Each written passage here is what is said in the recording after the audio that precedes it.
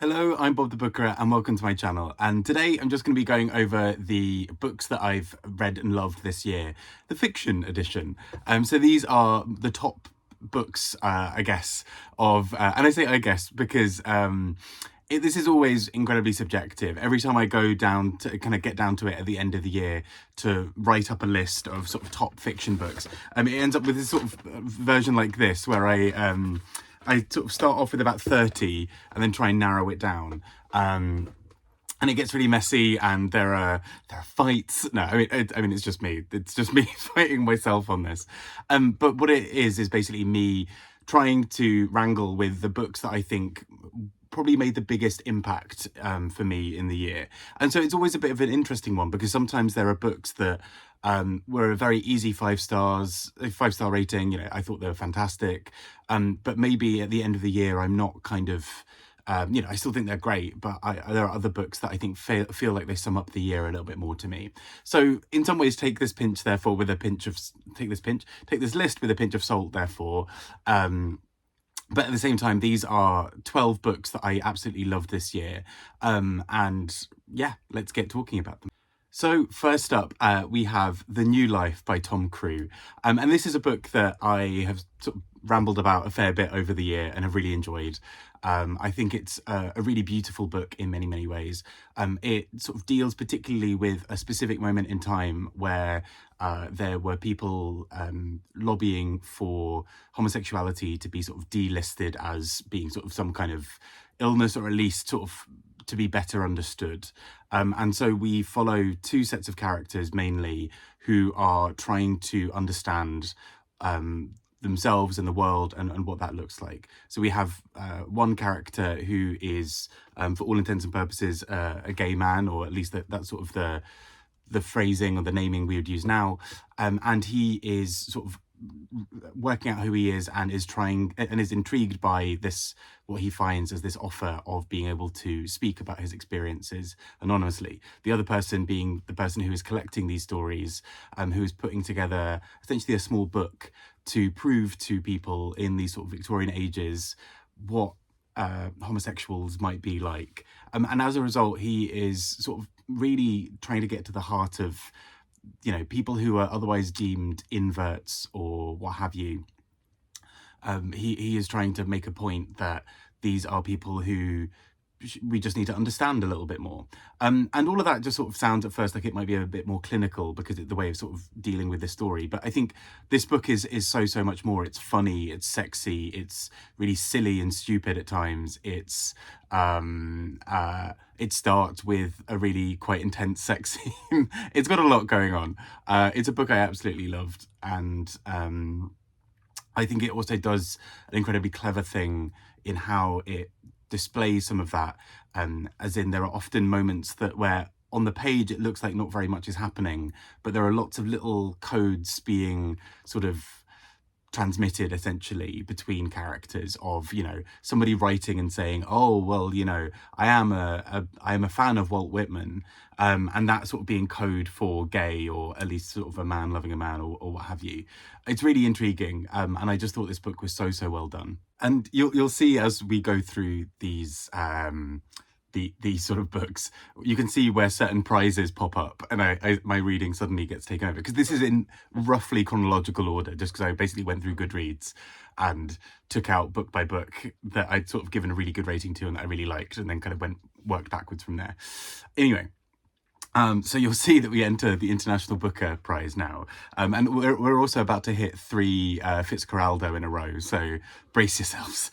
But a quick shout out before I do this next one, that Time Shelter by Georgi Gasparov was also very close to being on this list. I still think Time Shelter is an incredible novel. Just other things edged it out a little bit here in my rankings, including this book here. So Stillborn by Guadalupe Nettel, and translated by Rosalind Harvey. And this book I just thought was exceptional in so many ways. It is the story largely of 2 women who are essentially having various conversations about whether or not to have children. And the conversations sort of build to something really quite interesting. We have one character who has always wanted to be a mother, has a child, and there are various health complications with this child that lead to some quite big moral questions about what to do next. We have another character who does not want children at all, but finds herself in some kind of caring relationship with a child and also with a bird around her.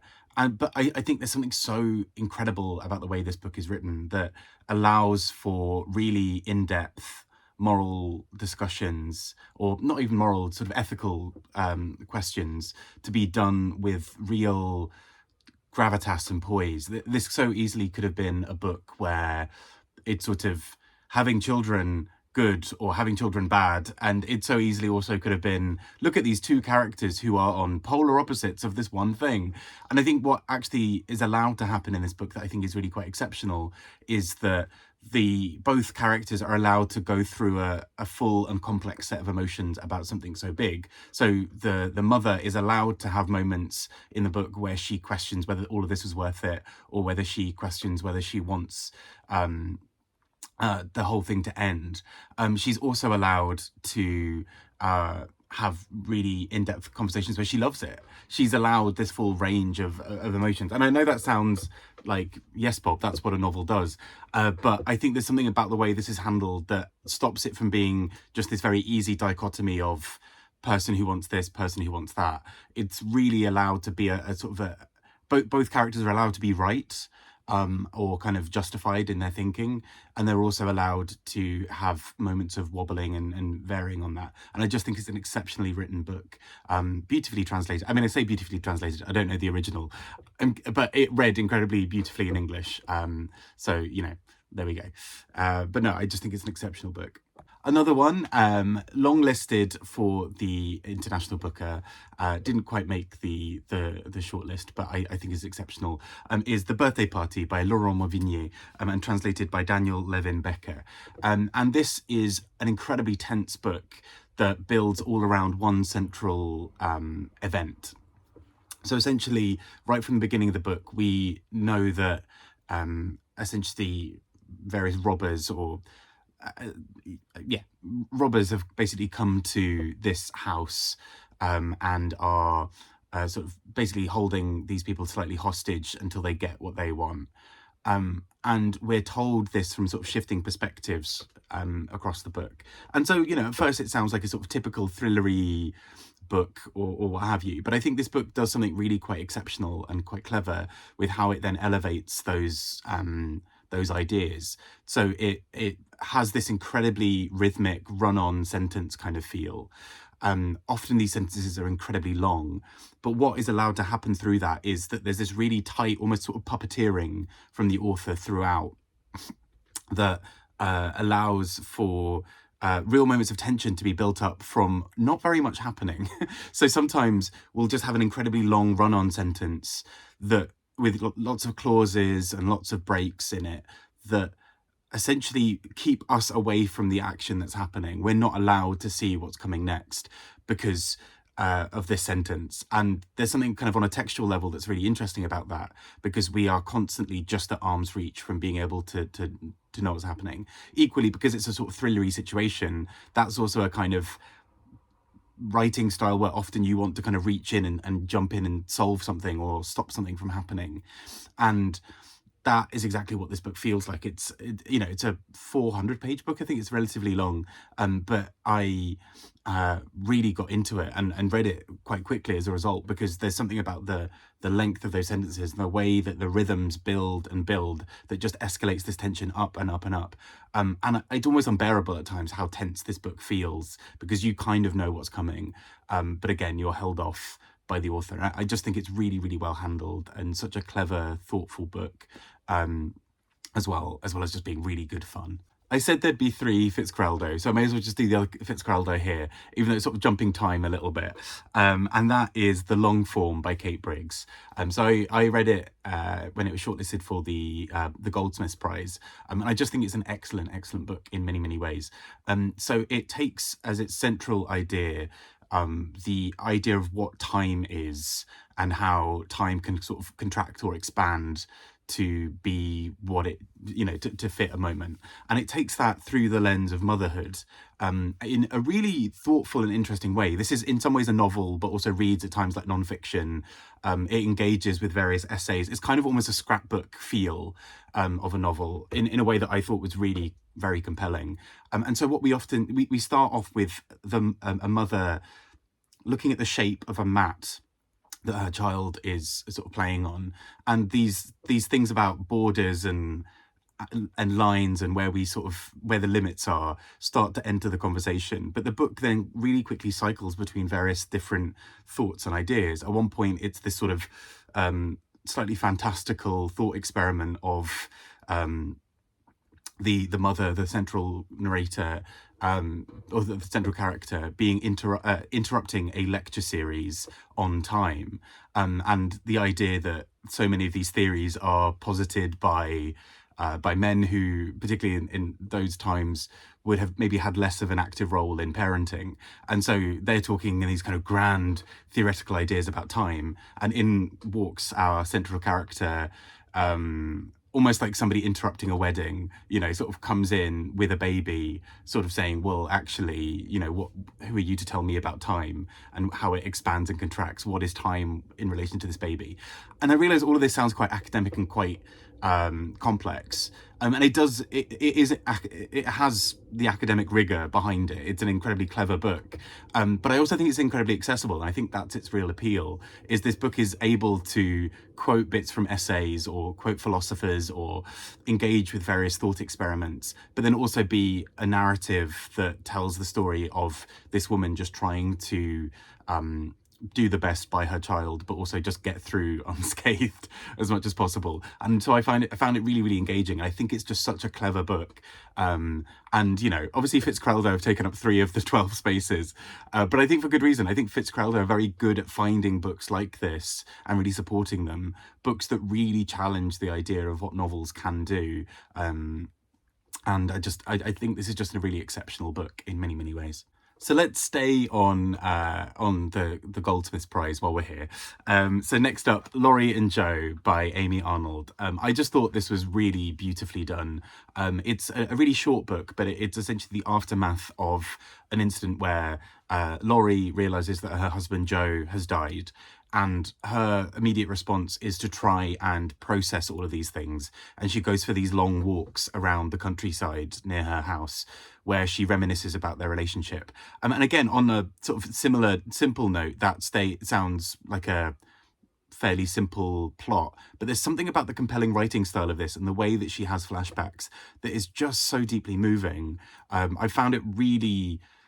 I just thought it was such a thoughtful and caring book that really goes into all of the ways that this couple lived together and the way that they shared memories together and their whole lives together. And I just thought it was really beautiful and really tender.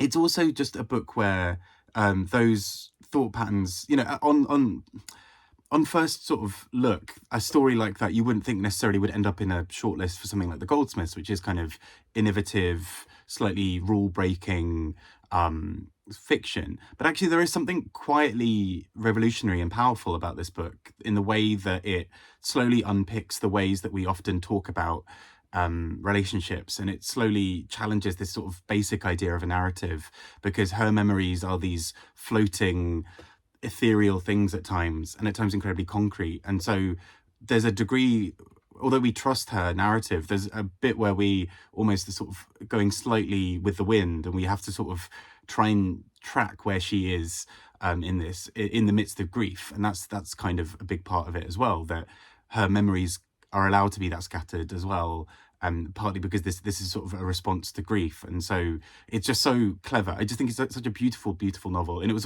just one of those ones where I picked it up not really knowing much about it, other than it was shortlisted and I was going to give it a go anyway, and then just came away with this really beautiful sort of feeling of just sort of tenderness that exists within this book. And while we're in Goldsmiths territory still, let's go to the winner from this year's Goldsmiths, Cuddy by Benjamin Myers. And I think what I loved most really about this book is just the way that it constantly finds new forms of how it wants to tell its story.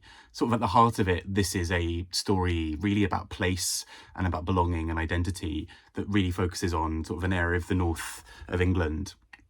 And its sort of history and the kind of long-term ramifications of short and small moments in time. So, somebody doing one thing in the 1200s and what that looks like, 800 years later or what have you. I think what is just then so interesting about the book is how it just continues to expand and play with that. It's an incredibly fun and playful book in many, many ways. It'll have extracts of poems, extracts of history books or what have you. Some sort of fictionalized, some sort of with some slightly more grounding in reality, and it plays around with these ideas so much in just this really interesting way to again still tell a really compelling narrative. It's a book that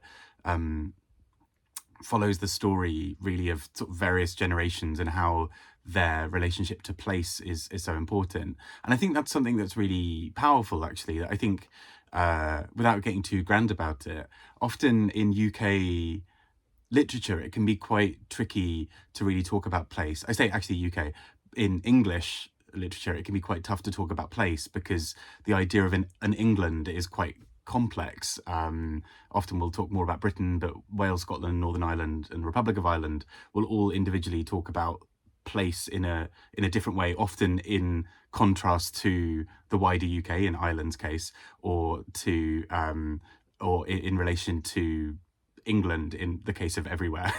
And this book, I think, does something really beautiful in terms of really finding a love of place that's really well done. It's not a place of, we're proud of where we're from because of this war or because of this battle or whatever. There's a sort of a groundedness in this place makes us who we are, and equally we make the place what it is.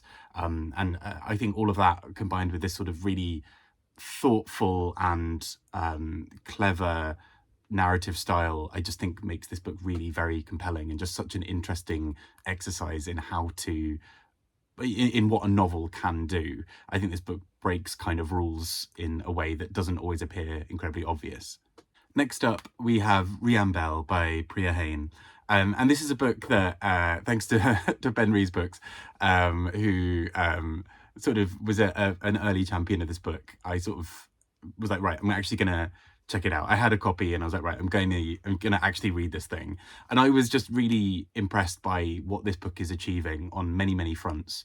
It is a book that is largely just about a young girl living in Mauritius who is essentially part of a sort of service industry, and particularly that kind of service industry relationship with often white foreigners who kind of come along as tourists to Mauritius, and particularly to her town of Riambel.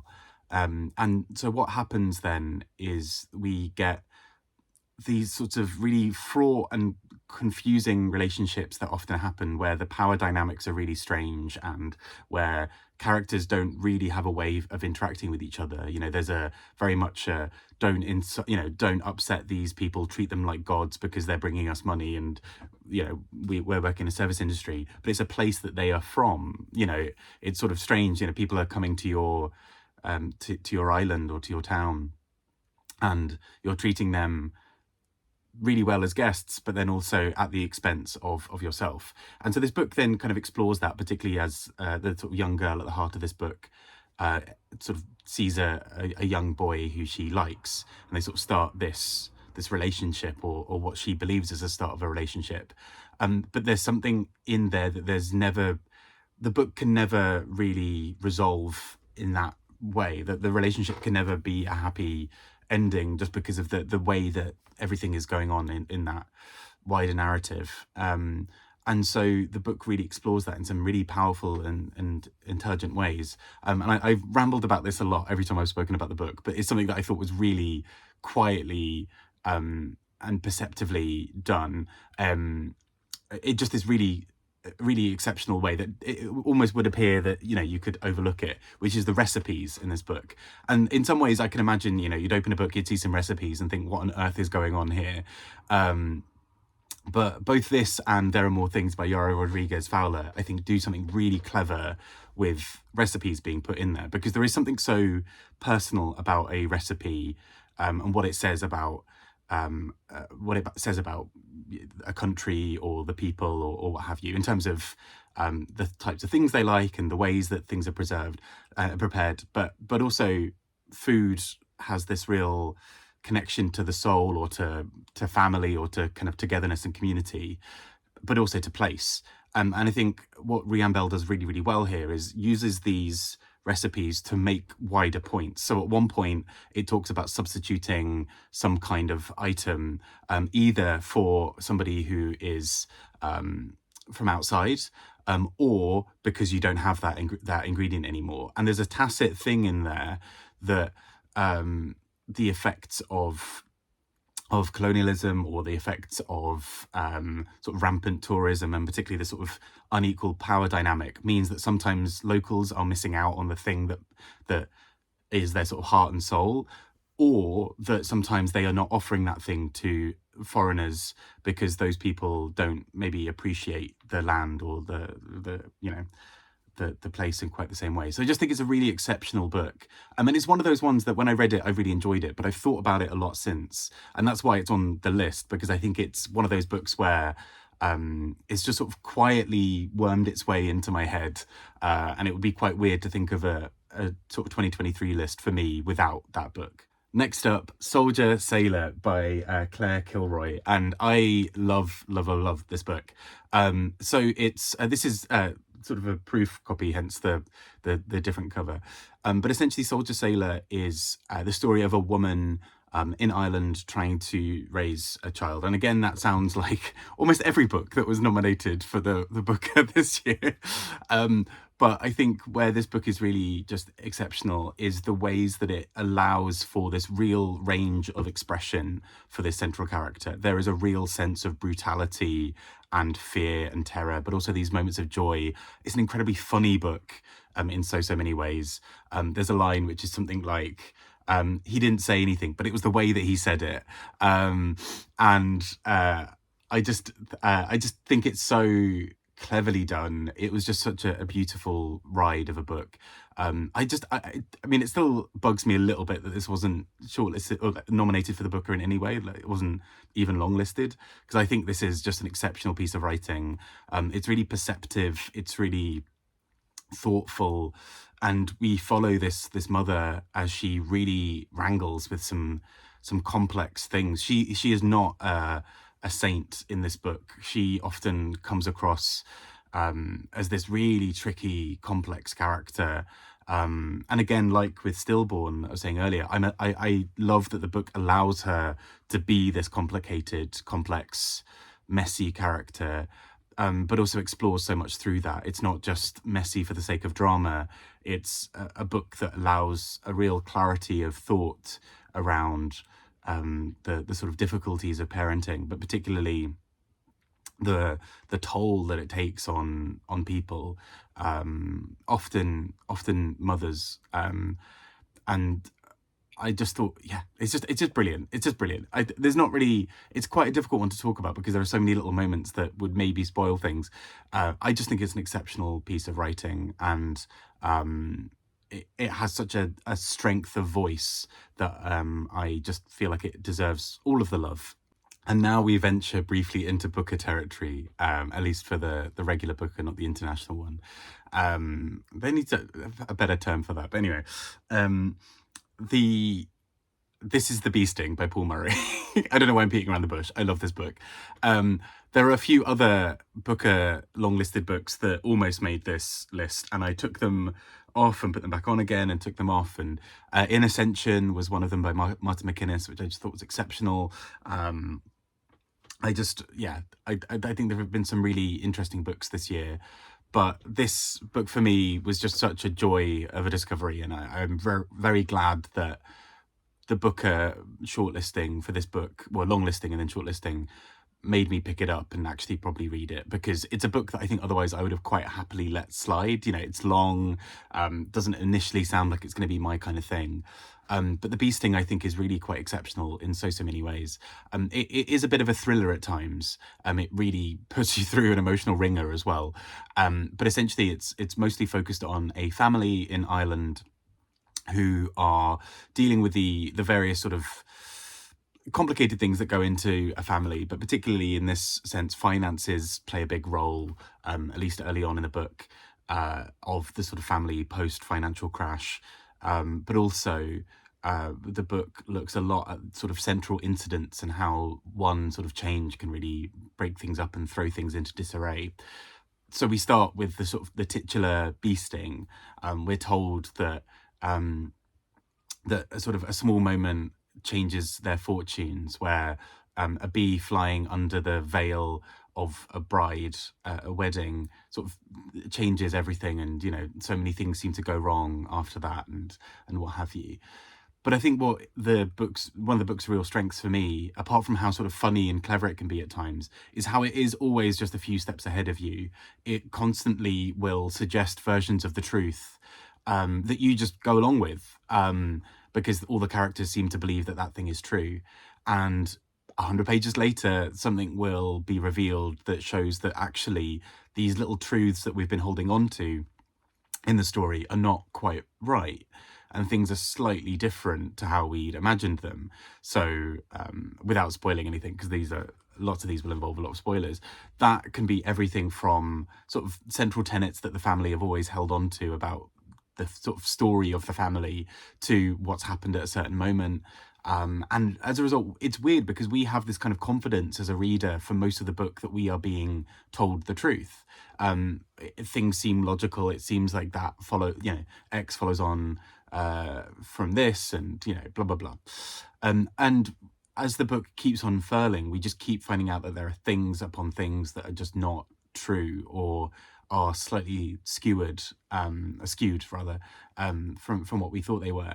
And I just think it's a really fun book. I think I had a moment where I finished the last sort of few hundred pages of this book basically in one go, because I got to about page 400 and things started really hitting the fan.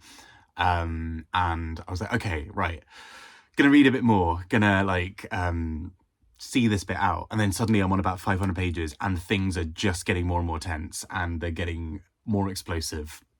And I think I got to the point where I maybe had about 30 or 40 pages left, and I was just sat at the train station, just sort of on a bench, just like, I'm going to finish this book now while I'm in this zone, because by the time I walk home, I don't want to lose any of this magic.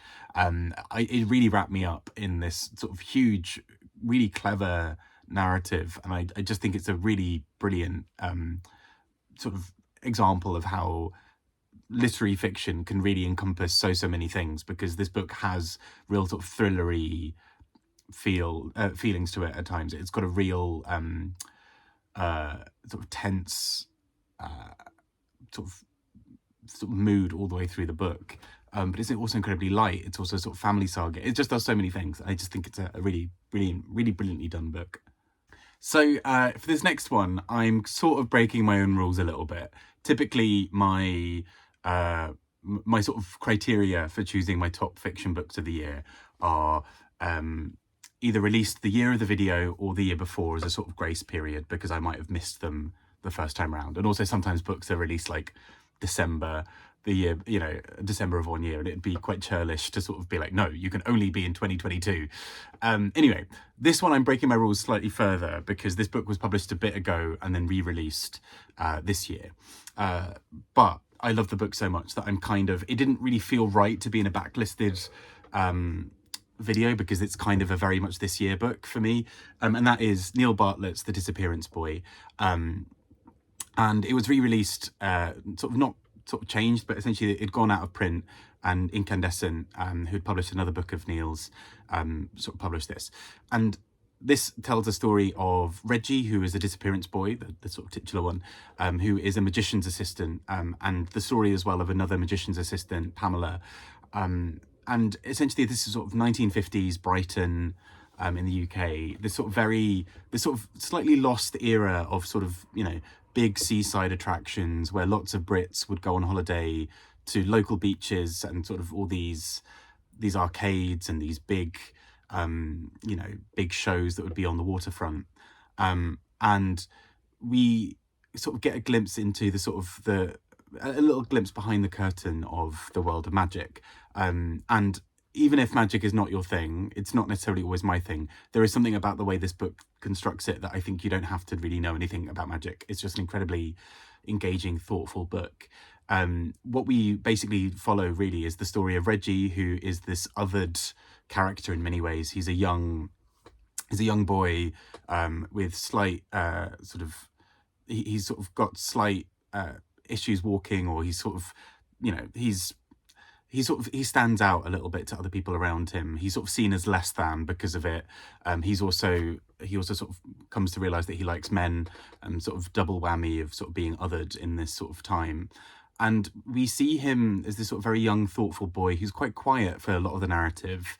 We often watch him watching people, and he and the magician's assistant Pamela basically come to realize that they are both sort of, to some degree, at the mercy of this sort of famous magician, who is, this beloved figure. He's sort of pulling in these big crowds, but a lot of the time they are doing a lot of the background work to make sure the whole thing comes in, and they're often not treated particularly well.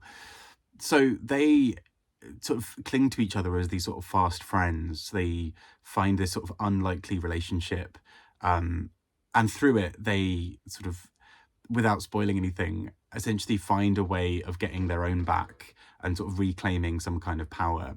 But it's also just an incredibly tender and thoughtful book. It's a book where you've just got these sort of scenes of the background bits of magic, but you've also got the sort of private moments of these two characters as they really try to understand what it means to be around in this time, and particularly the time of the Queen's coronation, Elizabeth II. And so you've kind of got this big fanfare of the whole country and world feels like it's changing, and they're sort of trying to find their place in a new version of it.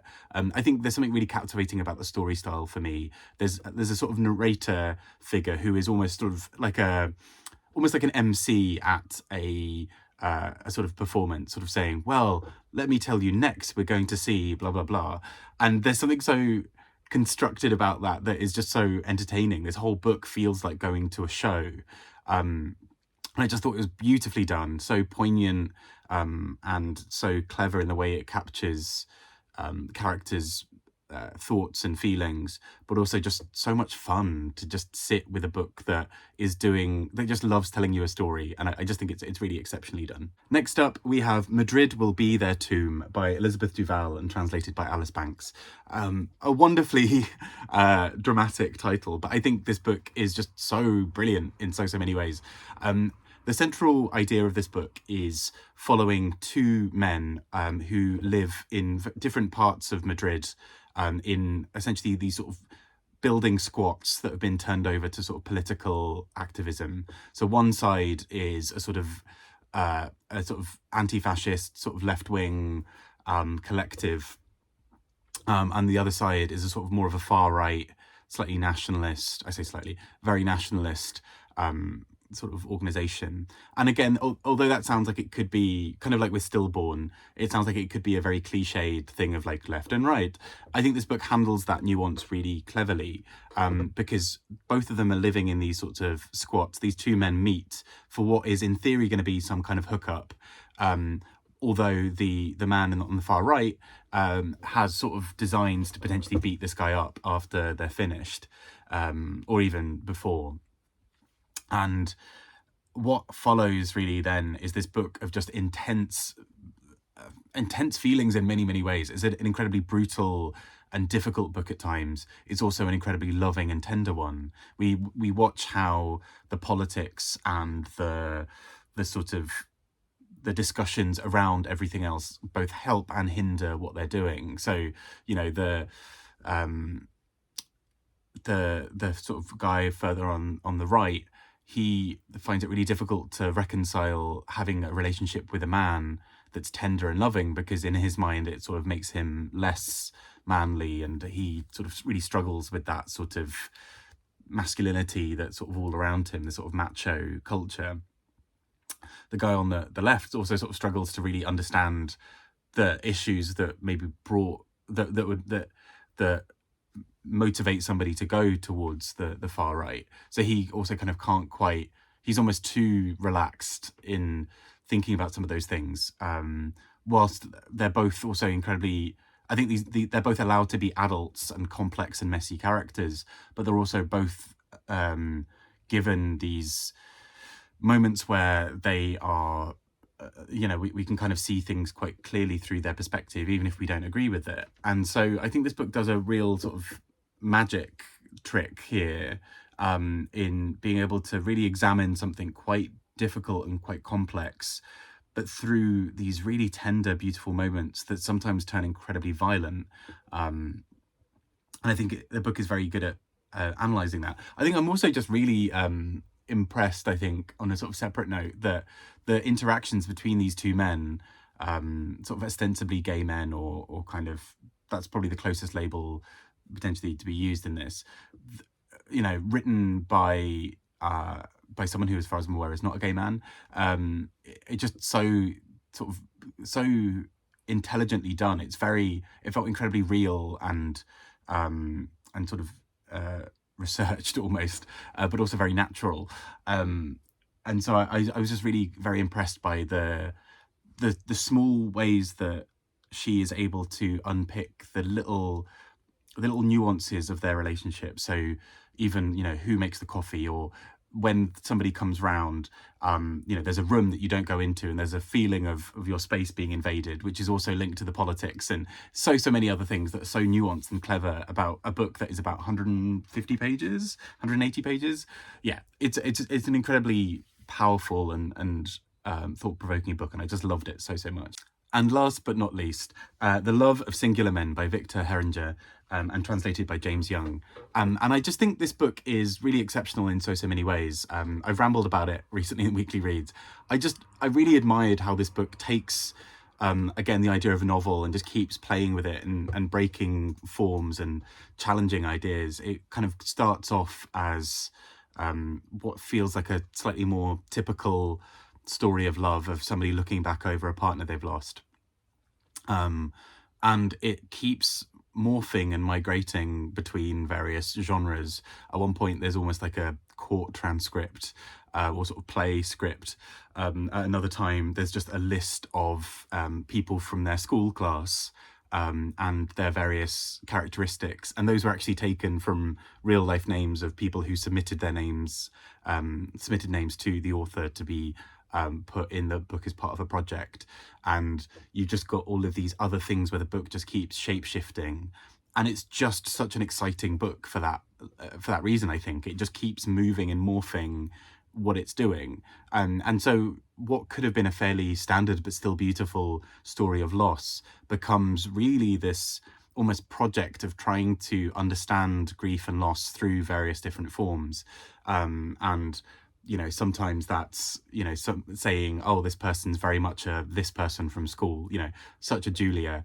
But then it kind of keeps acknowledging that it that's not enough, that to keep exploring loss means really having to sit down sometimes with some hard truths, but also that is something that can't be bottled down into something very simple. And so this book just really defies everything around it in the most glorious way. And even occasionally there are images in the text, or when there's a reference to a sun or some kind of light or a circle, there's like a little circle made out of essentially sort of commas or speech marks, and it's just such a joy of a text for something that could have been really horrible to read. I just think this is really exceptional. It's just such a loss as well, because the author, Victor Heringer, died sort of a few years ago, in his early 30s. And it's staggering to think about what more could have come from an author like this, because this is just such a clever brilliant, brilliant book, I think, in so many ways. So those are, I say, some of my top books of the year. It's 2023 has been a great year for me in terms of reading, as again evidenced by this list of possibles, which was about double this at least. There were many books that I could have easily added in and I wouldn't have necessarily thought twice about it, but some books would have had to lose out to it. What I will sort of say as well on this is, looking back over this, a lot of them are indies again. This happened last year, and I am again not surprised. I think indies often, indie presses are just publishing some of the most exciting and interesting things. And so there are lots of books here where I was choosing between two, and I thought, actually, what's the slightly more inventive, clever one? Because that's probably what's going to stick with me, the sort of pushing of genre, and often that's been an indie. I think obviously other presses do great work as well. Indie presses often do so with, a tenth of the budget, very much sort of £5 and a dream kind of to make some of these things work. But my goodness, does it work when it works, right? Some of these I just think are books that I'm really going to be thinking about for a long time, and just show some exceptional work, and particularly, often not within the English speaking world as well. There's a lot of incredible work that probably never reaches sort of the English shores, because British shores, because they're not translated into English yet. And often again, that's indies doing that. That's my little plug for indies, who I just love. But either way, if any of these books interest you, please do check them out. There have been tons and tons of other books that I really could have mentioned, and I'm kind of still in two minds. I'm almost tempted to film extra ones and then edit them in afterwards. But I'll do, I'll have a think. Anyway, I've been Bob the Bookerer, talking about my top fiction books from the year. I hope you're doing really well. I hope you've had a good year. I'm recording this on Boxing Day in the UK, and I'm tired, but I'm resting. It's been a long year, and particularly a long December, but we've made it. So here we go.